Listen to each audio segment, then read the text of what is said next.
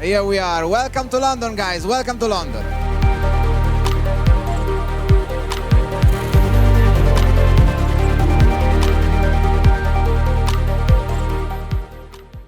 Ready for the last section. As usual, the DVA section is the last one during the night. And so we are starting with this section, and my talk is dedicated to evaluate the different type of DVA. My disclosure, just to avoid sleeping, the first question for everyone, who is the really no option patient? Because this is the first question when we decide to do an arterialization. Is my presentation, so I start with my answer. So the literature is not really helpful because this paper in 2022 tried to show who is the no option patient, but the conclusion of the author are that this definition is completely arbitrary due to the anatomical, physiological, technical reason, but also due to the lack of an expert that is able to realize an effective arterial revascularization. So I think the best definition is the definition by Miguel Montero Becker, so is a definition in progress until now. And this will be for the next 20 years. So in my daily practice, I think this concept, the concept of the MAC score, can be helpful to find the no option patient, because we know that this paper show well that in case of a severe MAC score, this is an independent factor of a persistent ischemia despite a successful endovascular revascularization. So usually when I find a patient with a severe MAC score, and then this is a reason of a typical small artery disease, probably the arterial revascularization is not effective in this patient. We have to find other type of treatment. So now I have this question for the panelists. So for Daniel, who is the no option patient, Daniel? To me, the no option patient is a patient that has a failed revascularization, but mainly the sad MAC patient with a good clinical and also support system. Yeah, you start trying to do an arterial revascularization in every patient, or in some cases you decided directly to do an arterialization? I try always one attempt. Okay. Arterial. Marta? Well, I think you should try to perform an arterial revascularization attempt prior to decide to perform a DVA. That's my opinion. Okay. Because and sometimes it could seem that you have a severe MAC score, but sometimes you try and you can do it. To open the arteries. Okay. But in some cases it's not possible to lose time with this and to lose tissue and food. I don't know. It's a question. Huh? And August? If you don't have the time to wait, you should also question if it's a time for DVA. Yeah. Also, I think it's the network is important, guys. Sometimes, you know, we do different things. There's some people who are more skilled in this kind of distal revascularization. If I had a patient and I was, let's say, a guy who's not really passionate, I have someone like August or Marta, I would always think about referring the patient. That's something that we don't do. For some reason, because of our pride, we don't do that in the foot, like in the aorta, like in many other things. But we also need to think about the network. Whatever is impossible for me, maybe it's not impossible for him. And that's something that we all need to self-teach, because we need to understand that different people have different areas of expertise. It doesn't mean like I'm dumb. If I can't do complex aorta, which I can't do, I'm not feeling stupid. I'm feeling like I do other things. And if I have a complex aorta, I will send it to him, and the opposite. And I think that's something that we should all think about while being here and when coming back home. And that's another thing that's important. Okay. So Probably the definition is not completely clear right now. And now a question, then ready with the flag. When we define a no-option patient, which is our treatment choice for this no-option patient? Because we can choose between some different treatment. Is no option for an arterial revascularization, okay? So we do directly a major amputation in this patient, a red flag. The yellow flag, palliative treatment, no revascularization treatment, could be an alternative treatment, or the foot venous arterialization. Come on, some flags. Okay, so the winner is foot venous arterialization, probably. Thanks to the, yes. to the Portuguese yes. component of our audience. Yeah. Okay, so we have to take in account this. There is an indication for major amputation, the short life expectancy, or the insalvageable limb. But in this case, we have to take in account this. In case of major amputation, we increase a lot the mortality of this patient. On the other hand, when we discuss about the neurovascularization treatment, so the palliative treatment, this meta-analysis show well that the amputation-free survival at 1 year is really dramatic, around 40%. And this really recent paper by Anaita Dua comparing the result of the PROMISE-2 trial and the result of the Clarity registry show that using the arterialization, we are able to reduce the 45% of the, we have a relative reduction of the amputation-free survival in 45% of patients. So, based on this, probably the foot venous arterialization can be considered an alternative treatment for this patient, and also this due to the improvement of the technologies. These are the well-known meta-analysis showing the acceptable limb salvage rate at 1 year using the foot venous arterialization, confirmed by this really recent paper published a few months ago on about 800 limbs, showing a limb salvage rate at 1 year higher than 75%. But which type of arterialization? We can choose between some different approaches, so the pure open surgery, the hybrid approach, or the totally percutaneous approach.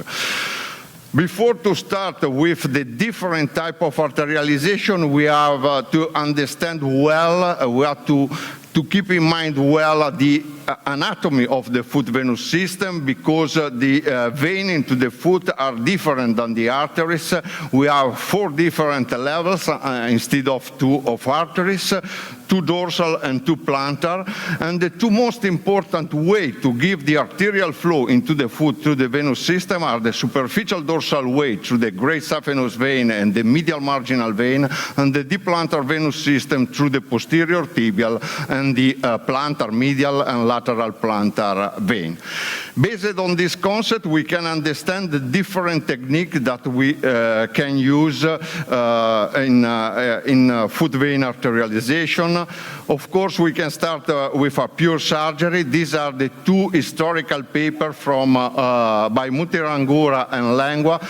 Mutirangura explain the arterialization through the posterior tibial vein, and then through the deep plantar venous system, and Lengua explain the arterialization of the medial marginal vein, so using the superficial dorsal way. But of course, the most important limitation of this pure surgical technique is the not really effective surgical devalvulation of the foot venous system. we go on and we shift from the pure surgical to the hybrid surgical approach. In the hybrid surgical approach, we do a surgical anastomosis between the artery and the vein, and after that we cross all the competent valves into the foot, and we do a devalvulation using over-the-wire valvulotomy or the venoplasty. And this is the final result of a surgical arterialization.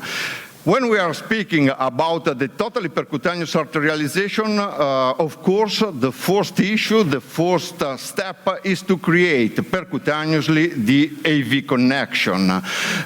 There are some different techniques to create this. The well-known lymph node technique using the lymph node device, the Piper technique using the Pioneer Plus catheter from Philips, or the VAS technique published by August using two snares and going with a needle through these two snares.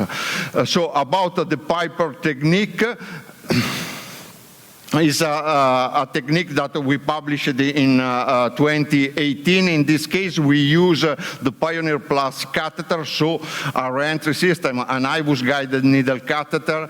We evaluate with an IVUS view the best satellite vein around the artery, and then we push the needle from the artery into the vein.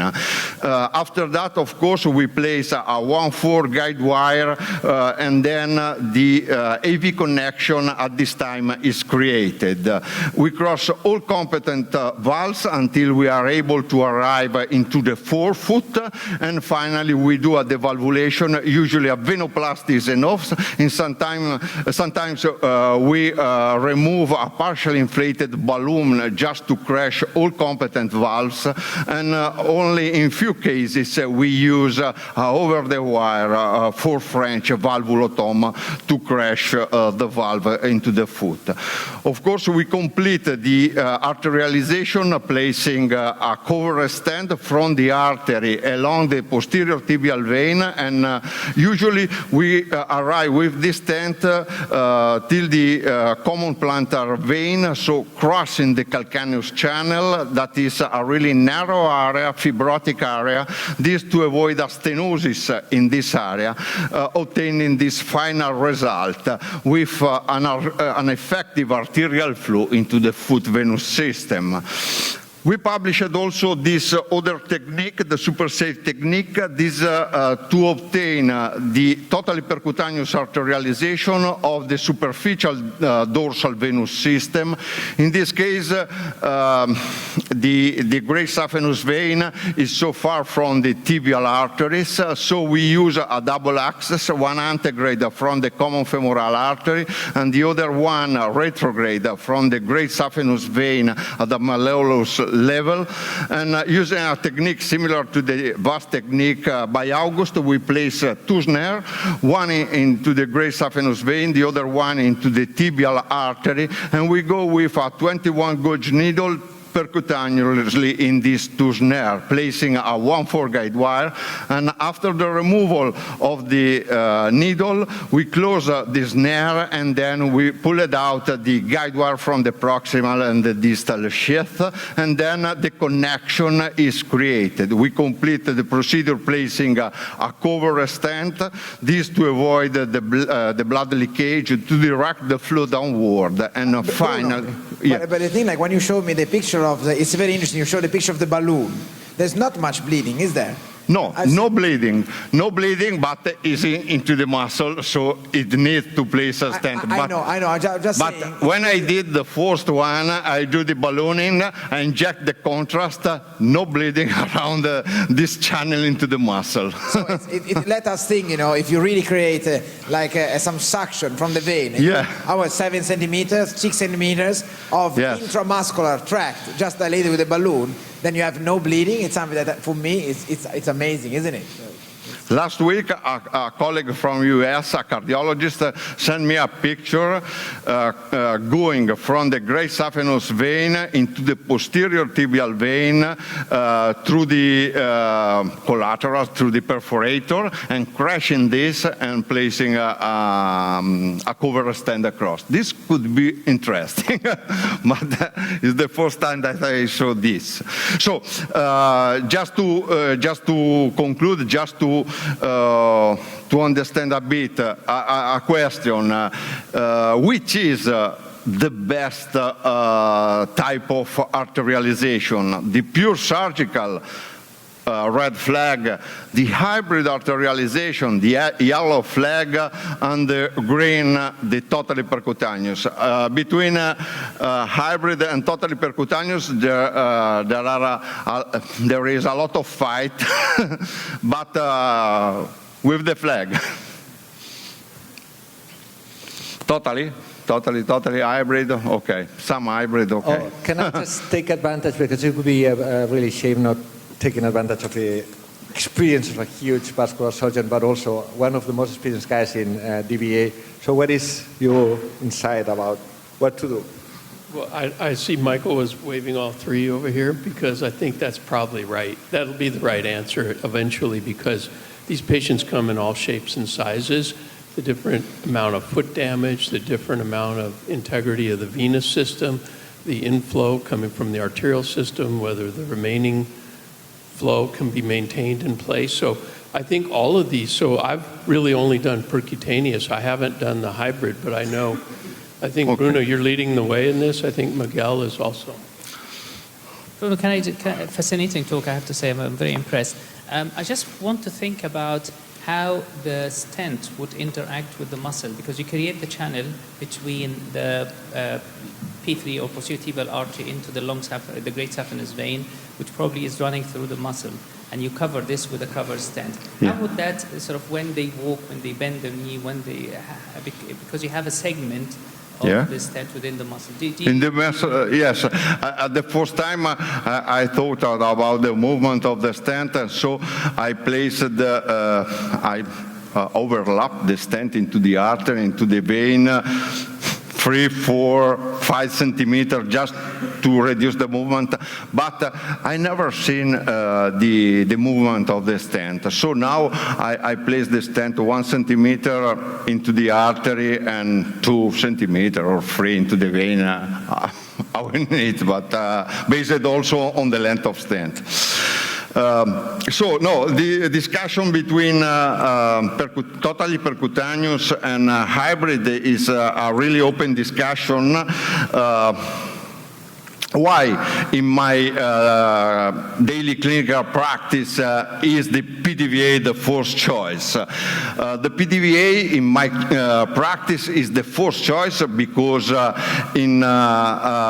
is less invasive, less time-consuming, and then we have to find that we work with a really, really fragile patient. So this is the reason why usually I prefer this. And also in literature, there are many papers showing the result of the PDVA and a few papers dedicated to the hybrid. But there is a scenario in which I prefer the hybrid DVA, venous arterialization, and this is the typical scenario because we know that DVA needs weeks, 4, 6, 8 weeks to work.